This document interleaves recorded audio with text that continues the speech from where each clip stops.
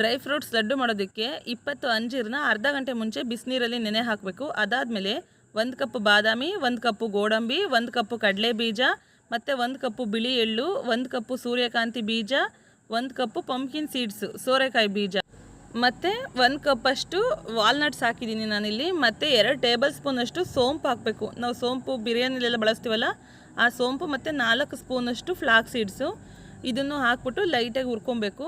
ಇದಾದಮೇಲೆ ಇದನ್ನು ಮಿಕ್ಸಿ ಮಾಡಿ ಇಟ್ಕೊಬೇಕು. ಇದನ್ನೆಲ್ಲ ತಣ್ಣಗಾದಮೇಲೆ ಅದಾದ ನಂತರ ನೆನೆಸಿಟ್ಟಿರುವಂಥ ಅಂಜೀರು ಮತ್ತು ಸೀಡ್ಲೆಸ್ ಕಿಮಿಯಾ ಡೇಟ್ಸ್ ಇರುತ್ತಲ್ವ ಅದನ್ನು 2 ಕಪ್ಪಷ್ಟು ತೊಗೊಂಡಿದ್ದೀನಿ ನಾನಿಲ್ಲಿ.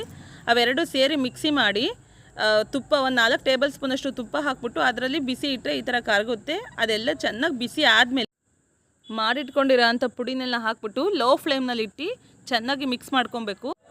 ಇದು ತಣ್ಣಗಾದಮೇಲೆ ಕೈಗೆ ಸ್ವಲ್ಪ ತುಪ್ಪನ ಹಚ್ಕೊಂಡ್ಬಿಟ್ಟು ಒಂದೊಂದೇ ಉಂಡೆ ಮಾಡಿಟ್ಕೊಂಡ್ರೆ 1 ತಿಂಗಳು ತನಕ ಫ್ರೆಶ್ ಆಗಿರುತ್ತೆ.